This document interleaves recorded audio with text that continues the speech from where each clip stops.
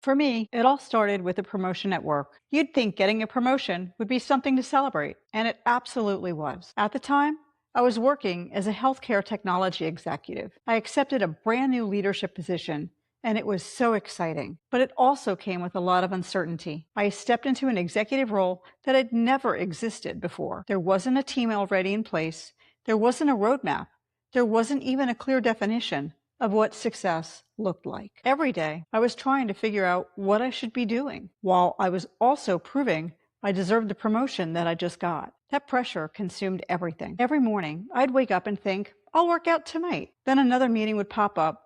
A problem needed to be solved. Someone needed my attention. By the time I closed my laptop, it was already 7 o'clock. I'd tell myself, tomorrow will be better. Tomorrow came, and I said the same thing again, week after week, until one day I realized I hadn't worked out in months. The scary part wasn't how quickly it happened.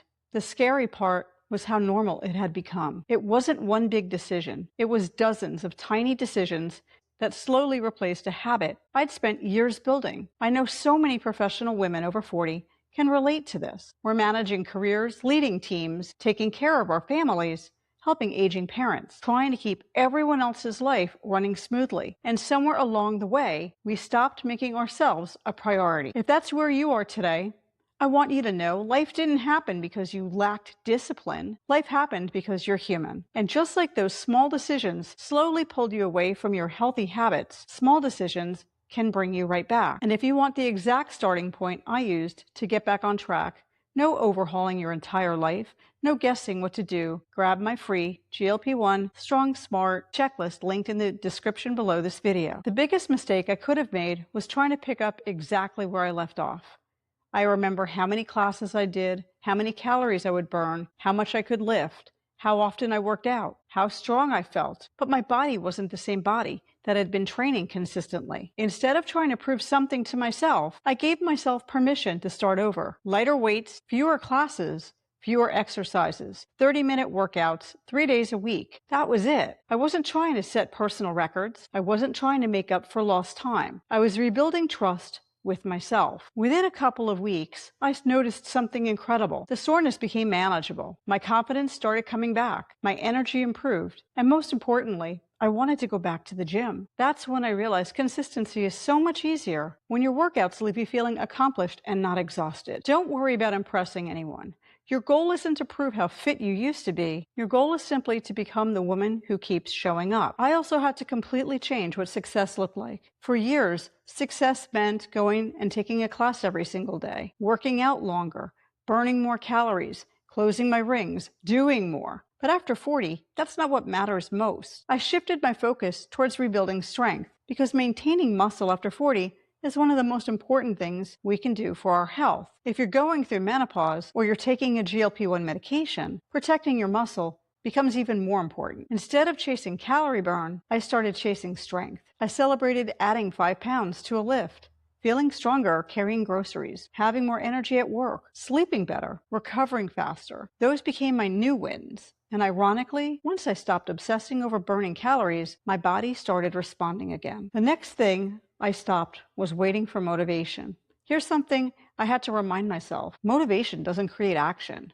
Action creates the motivation. As an executive, my calendar controls my day. If something isn't scheduled, there's a good chance it won't happen. So I stopped asking myself every morning whether or not I felt like working out. Instead, I scheduled my workouts exactly like I schedule my executive meetings. They became appointments, non-negotiable, because if I waited until I felt motivated, I'd probably still be waiting. A few weeks later, something else interesting happened. Exercise stopped feeling like something I had to force myself to do. It simply became part of my routine again. Not because life became less busy, it didn't, but because I removed the daily decision. The decision had already been made. Take a look at your calendar. If it reflects everything that's important to everyone else, make sure it reflects what's important to you too. Finally, I stopped chasing perfection. I think this is where so many women get stuck. We believe if we can't do the perfect workout, there's no point in doing anything. That mindset kept me stuck far longer than I care to admit.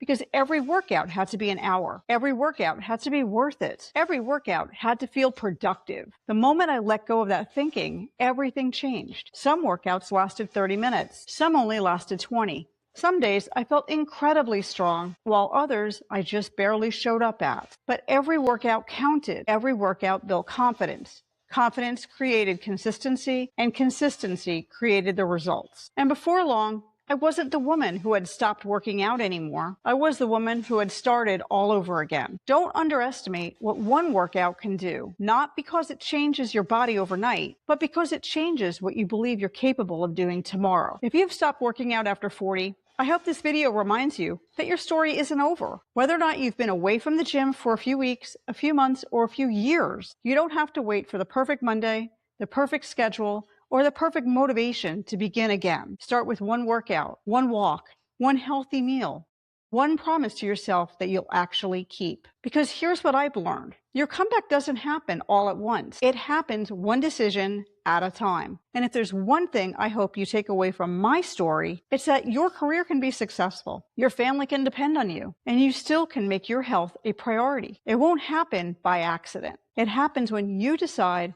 that you're worth putting back on your own calendar. If this video encouraged you, I'd love for you to subscribe, because every week I share practical fitness, nutrition, and strength advice specifically for women over 40. And if you want to simplify what you eat too, grab my free Perfect Meal Builder. It's the same framework I use to build balanced, high-protein meals for fat loss and muscle retention. It's linked in the description below this video. Now that you know how I got moving again and how it can help you too, take that first step. Leave a comment and let me know your biggest takeaway from this video. I'll respond to every single one. If this helped, watch How I Lost Weight After 40 Before GLP-1 next. It builds directly on what you just learned, and together, they'll take you even further. I'll see you in the next video.